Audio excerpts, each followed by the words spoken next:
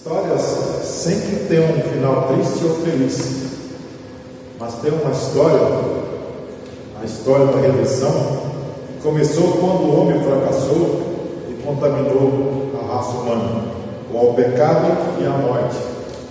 Mas hoje nós veremos o triunfo sobre a morte e o renovo de uma esperança eterna.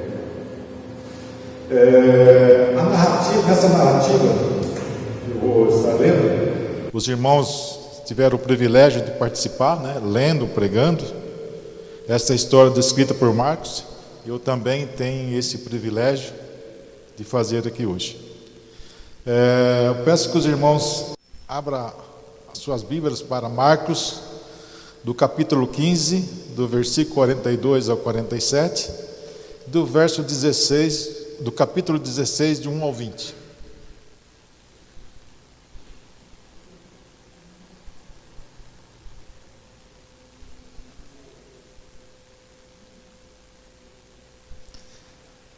Marcos capítulo 15, do versículo 42 ao 47, e o 16, do 1 ao 20. Era o dia da preparação, isto é, a véspera do sábado.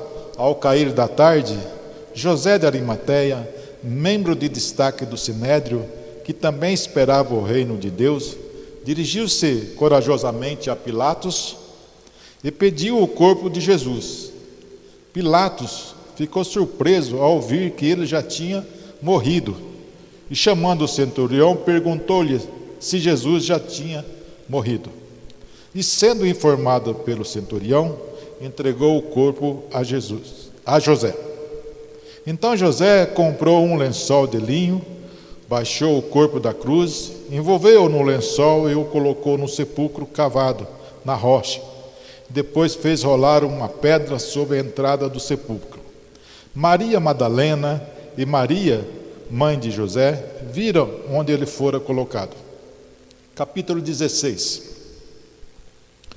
Quando terminou o sábado, Maria Madalena, Salomé e Maria, mãe de Tiago, compraram especiarias aromáticas para ungir o corpo de Jesus. No primeiro dia da semana, bem cedo ao nascer do sol, elas se dirigiram ao sepulcro perguntando umas às outras: quem removerá para nós a pedra da entrada do sepulcro? Mas quando foram verificar, viram que a pedra, que era muito grande, havia sido removida. Então, no sepulcro, viram um jovem vestido de roupas brancas, assentado à direita, e ficaram amedrontadas. Não tenham medo, disse ele, vocês estão procurando Jesus, o Nazareno, que foi crucificado. Ele ressuscitou, não está aqui. Veja o lugar onde o havia posto. Vão e diga aos discípulos dele e a Pedro, e ele está indo adiante de vocês para a Galiléia. Lá vocês verão como ele lhes disse. Tremendo e assustada, as mulheres saíram e fugiram do sepulcro, e não disseram nada a ninguém, porque estavam amedrontadas. Quando Jesus ressuscitou, na madrugada do primeiro dia da semana, apareceu primeiramente a Maria Madalena, de quem havia expulsado 7 demônios. Ela foi e contou aos que com eles tinham estado. Eles estavam lamentando e chorando. E quando ouviram que Jesus estava vivo e fora visto por ela, não creram.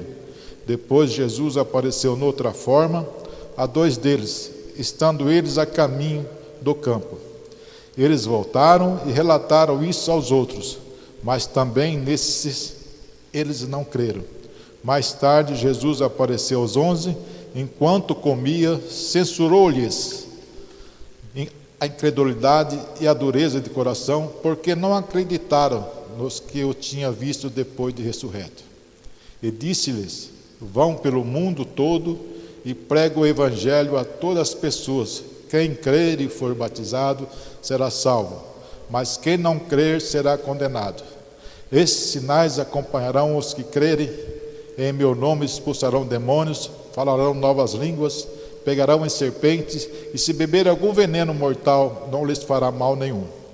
Imporão as mãos sobre os doentes e estes ficarão curados. Depois de lhes ter falado, o Senhor Jesus foi elevado ao céu e assentou-se à direita de Deus. Então os discípulos saíram e pregaram por toda parte, e o Senhor cooperava com eles, confirmando-lhes a palavra.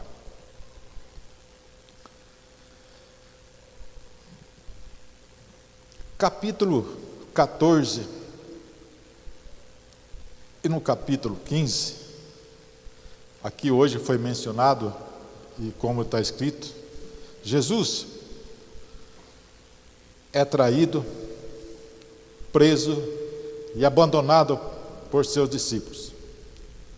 Do verso 14, do 43 ao 46.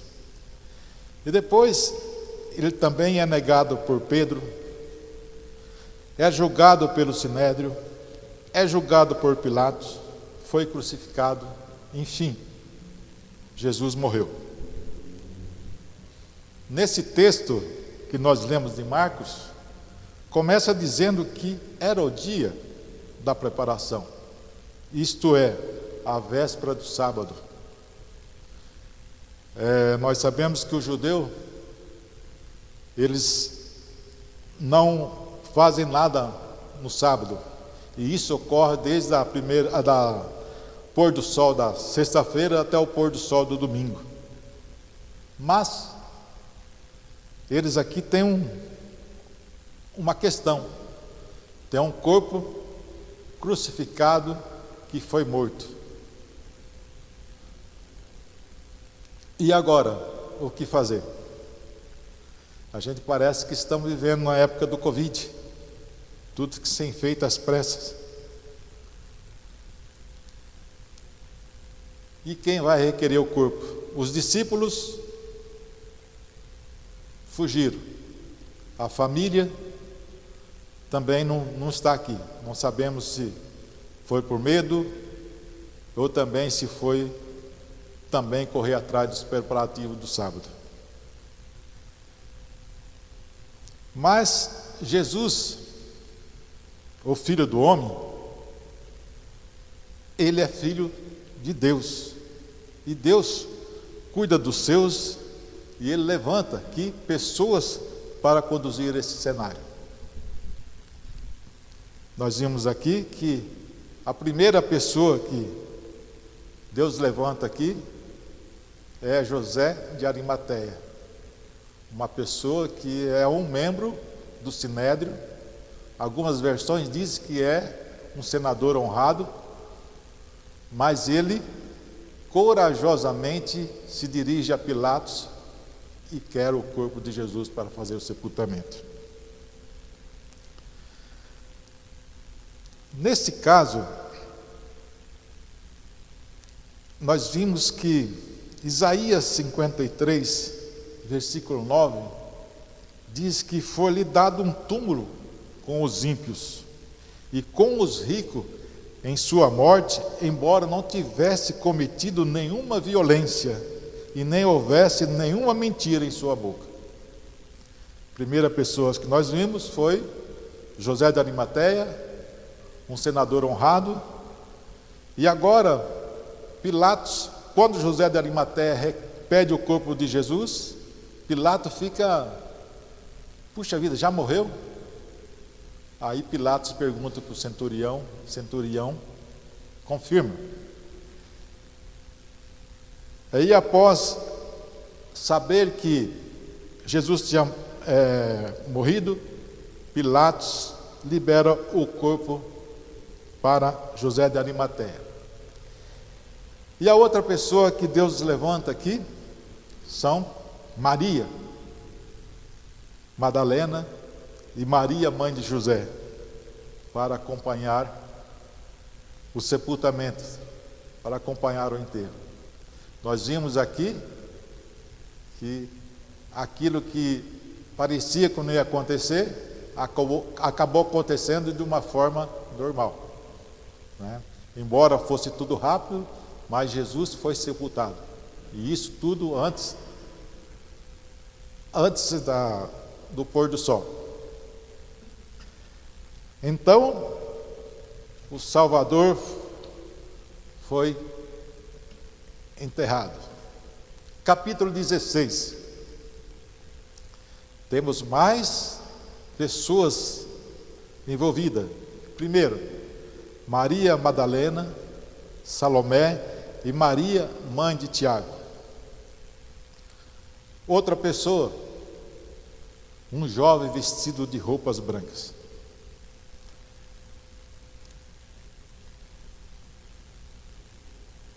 Nós vimos que essas mulheres que acompanharam,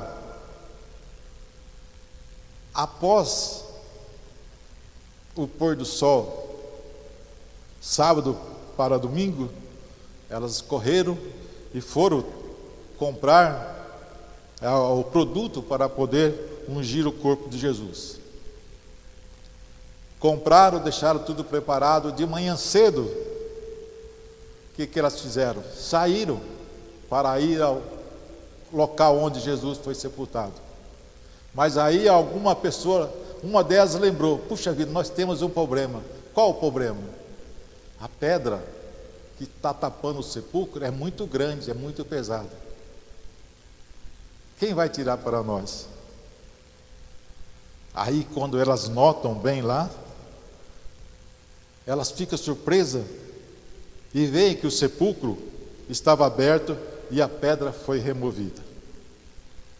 Então, elas entraram, se depararam com um jovem vestido de branco, sentado à direita do túmulo. Mais uma vez aqui, eu digo que nós não vemos aqui nenhum dos seus discípulos, nós não está dizendo aqui algum dos familiares, mas nós vemos que Deus levanta pessoas improváveis para esses acontecimentos. Mas ao levantar essas pessoas, aquele jovem falou para aquelas mulheres que Jesus não estava ali. Ele falou para elas: vocês estão procurando Jesus? Ele não está mais aqui. Nesse momento, elas receberam aquela boa notícia de que Jesus tinha ressuscitado. Mas não foi só a boa notícia.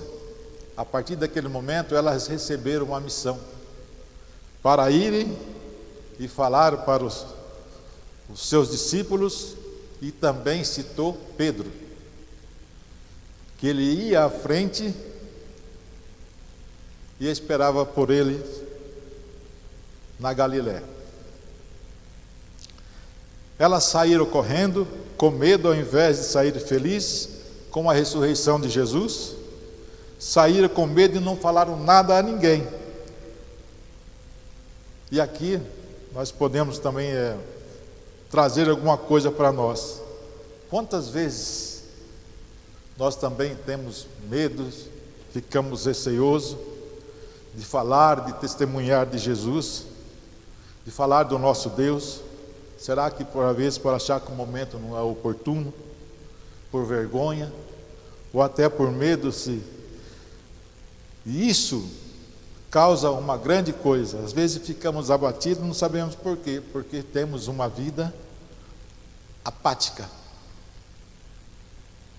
Mas nesses dois relatos nós vimos que Deus cuida dos seus. Cuidou do seu filho Jesus, levantando alguém.